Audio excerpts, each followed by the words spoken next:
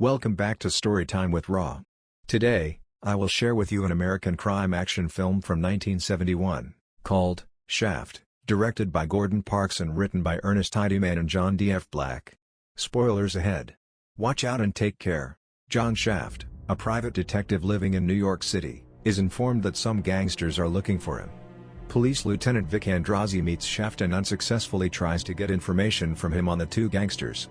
After Androzzi leaves, Shaft spots one of the men waiting for him in his office building. He commandeers the first gangster, forcing him into his office where the second gangster is waiting. After a quick fight, Shaft dodges one of them who goes out the window, while the other surrenders and reveals to him that Bumpy Jonas, the leader of a Harlem-based organized crime family, wanted Shaft brought uptown to Harlem for a meeting. At the police station, Shaft lies to Lieutenant Androzzi and the detective assigned to the second gangster's death at Shaft's office, by saying that his friend was in an accident.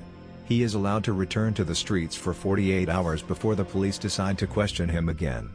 Shaft arranges a meeting with Bumpy, the leader of these gangsters, in his office. It turns out Bumpy's daughter has been kidnapped, and Shaft is asked to ensure her safe return. After tracking down Ben Buford as Bumpy suggested, a big shootout ensues. Shaft is told by Vic after the shooting that Shaft himself, and not Ben, was the target, and that tensions brewing between the uptown hoods belonging to Bumpy Jonas and the downtown mafiosi have culminated in a couple of murders. But the perception is black against white to the general public, with the possibility of an escalation into full-blown race war on the streets of the city. He also shows Shaft some pictures of two of the mafia men who just arrived in New York. Vic begs Shaft to explain what's going on, although Vic already knew Bumpy was looking for Shaft. Streetwise, Shaft surmises that mobsters are watching his pad from a local bar. Shaft pretends to be a barkeep and calls the police to have the mobsters arrested.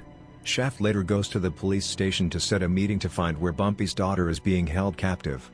Vic tells Shaft that the room that he was in at the station house was bugged and he is supposed to bring him in for questioning, but instead leaves. Ben and Shaft go to the apartment where Marcy Jonas is being held to make sure she's alive. Once there, a gunfight ensues during which two hoods get killed and Shaft takes a bullet in the shoulder.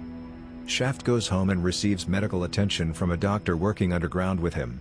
Shaft tells Ben to round up his men and meet him at the hotel where Marcy has been taken, to prepare to get her back. He also calls Bumpy to tell him his daughter is fine and he is going to need some taxicabs to meet him at the hotel for the getaway. Shaft's plan resembles a military commando-style operation.